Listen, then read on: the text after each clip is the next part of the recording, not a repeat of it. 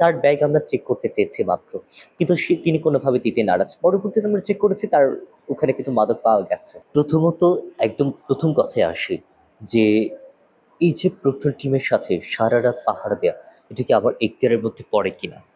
ডাকসুর গঠনতন্ত্র অনুযায়ী আপনার ৭৩-এর অধ্যাদেশ দ্বারা আপনার স্বীকৃত একটি প্রতিষ্ঠান, তো বিশ্ববিদ্যালয়ের কিন্তু একটা অংশ, ফর্মাল বডির অংশ।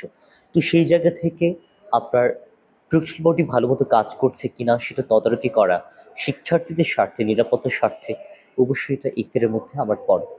দ্বিতীয়ত যে অনাকাঙ্ক্ষিত যে ঘটনা ঘটেছে, যারা আপনার ভিডিও ধারণ করেছে তারা মূলত আপনার অনেকক্ষণ যাবৎ আপনার ঘুরেফিরে করছিল বাইক নিয়ে আপনার ভিডিও নেয়ার। হ্যাঁ, অনেকে শুধুমাত্র এই ভিডিও না, অনেক অনেক ভিডিও নিয়েছে। তো মূলত আমার হাতে কিন্তু শুরুতে কি ছিল না, লাঠি ছিল না, লাঠি ছিল প্রচুর বডির হাতে। এবং যাকে তোলা হয়েছে একদম শুরুর দিক থেকে পয়েন্ট বাই পয়েন্ট আসি, যাকে তোলা হয়েছে তাকে আমি গত 6 দিন যাবৎ, খুব শত 4-5 দিন বা 6 দিন যাবৎ আমি তাকে তুলছি। আপনার প্রথমে তুলেছি মেট্রো স্টেশন থেকে। শুধুমাত্র উনি না, ওনার সাথে আরো দুজন আছেন, একজন হচ্ছে আপনার মধ্যবয়সী, আরেকজন ওনার সাথে ওনার থেকে আরো বেশি একটু বয়স্ক। হ্যাঁ, ওনারা 3জন থাকে। সো উনারা টোটালটা 3জনই হচ্ছে আপনার একদম একদম মাদক মাদক মাদক মাদক সহ আমরা তাদেরকে ধরি। হ্যাঁ, তো সেই জায়গা থেকে মূলত তাদের 3জনের মধ্যে গত পরশু উনি একজনই ছিলেন, আর বাকি 2জন চলে গেছে। তাদেরকে প্রথমে তুলেছি কোত্থেকে? মেট্রো স্টেশন থেকে। পরের দিন আবার তুললাম কোত্থেকে? রমনা কালী মন্দিরের সামনের জায়গা থেকে। এরপরে তুললাম আপনার দোল চত্বর থেকে।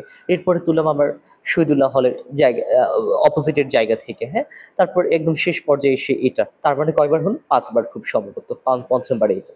এখন একটা মানুষের কতটা ধৈর্য থাকতে পারে? আপনি এই যে একজন মাদক সেবী, তাকে যে আমি শাহবাগ থানার বা থানার হাতে বা পুলিশের হাতে হস্তান্তর করছে না তার বয়সের ভার দেখে, এটা তো মানবিকতার জায়গা থেকে এটাই অনেক, আমি মনে করি। প্রথম কথা হচ্ছে এটা। এবং দ্বিতীয় কথা হচ্ছে তাকে লাঠি চার্জ করা হয়েছে কিনা।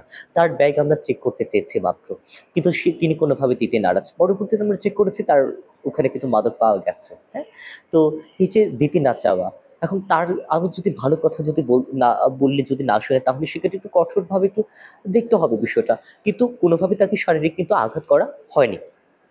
ওকে। এবং আপনারা হয়তোবা মাঝে ভিডিওতে দেখবেন যে আমি তার স্ট্রেচার ধরে টানাটানি করছি। কেন?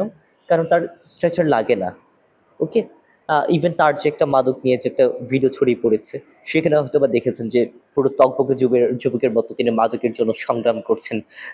মানে লড়াই কাড়াকাড়ি করছেন মাদক। হ্যাঁ? এটা হয়তোবা দেখেছেন।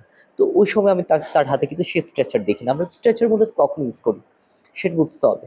তো আমি ওনাকে বললাম যে, "স্ট্রেচার যে আপনি ইউজ করেন এটা তো আপনার লাগে না।" উনি বলছেন, "মাঝের ব্যথা।" মাঝের ব্যথার জন্য স্ট্রেচার ইউজ করা হয় বলে আমার জানা নেই। খুব শত আপনার পায়ে বা হাড়ের কোনো সমস্যা হলে তখন ইউজ করা হয়। তো আমি আ তো এক পর্যায়ে মূলত এই যে ঘটনাগুলো বারবার ঘটছে। আর আচ্ছা, আরেকটা বিষয় যে ওখানে ঠিকানা দেওয়া হয়েছে বার্নস্টিটিউট। বার্নস্টিটিউট মূলত ঠিকানা না।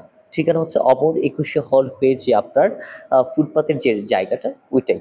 হ্যাঁ? এটা আমাদের বিশ্ববিদ্যালয়ের অংশের মধ্যে পড়ে। অর্থাৎ বিতর্কিত যেভাবে করা হচ্ছে আপনি দেখেন যে আপনার ভার্সিটি স্থান নামটাও কিন্তু কি করা হয়েছে? পরিবর্তন করা হয়েছে নিজেদের স্বার্থে। সেটা মানে এমনভাবে দেখানো হয়েছে যে আমি অ্যাজ ইফ সর্বমিত্র চাকমা তিনি ডাকসুর সদস্য, তিনি আ ক্যাম্পাসের বাইরে গিয়ে দাদাগিরি দেখাচ্ছেন এমন একটা অবস্থা।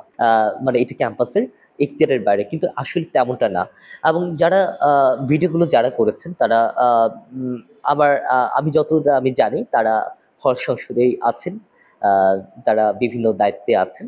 বিভিন্ন মানে অন্য হয়তোবা অন্য দল থেকে জিতে আসা অনেকে আছেন। কিন্তু আমার মনে হয় একটা নিরাপদ ক্যাম্পাস গড়তে দলের ঊর্ধ্বে উঠে, মতাদর্শের ঊর্ধ্বে উঠে, ধর্ম, বর্ণ, জাত এগুলোর ঊর্ধ্বে উঠে মনে হয় কাজ করাটা উচিত। তাদের আমার কাজ হয়তোবা ভালো না লাগতে পারে। ব্যক্তি সর্বমিত্রকে হয়তোবা ভালো না লাগতে পারে। কিন্তু নিরাপদ ক্যাম্পাস চাওয়া শিক্ষার্থীদের এটা তো গুরুত্ব দিতে হবে নাকি?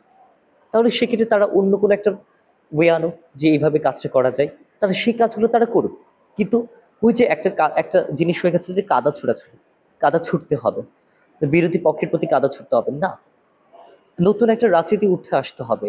বুদ্ধিবৃত্তিক চর্চা উঠে আসতে হবে যে এখান থেকে তার কাজটাকে যদি আমার ভালো না লাগে, কিন্তু অ্যাপ্রোচটা ভালো না, কিন্তু উদ্দেশ্যটা ভালো, তাহলে ওই উদ্দেশ্য ধরে আমি অন্য অ্যাপ্রোচে কাজটা করি। কিন্তু কার ভালোর জন্য? শিক্ষার্থীদের ভালোর জন্য, এই সমাজের ভালোর জন্য কিন্তু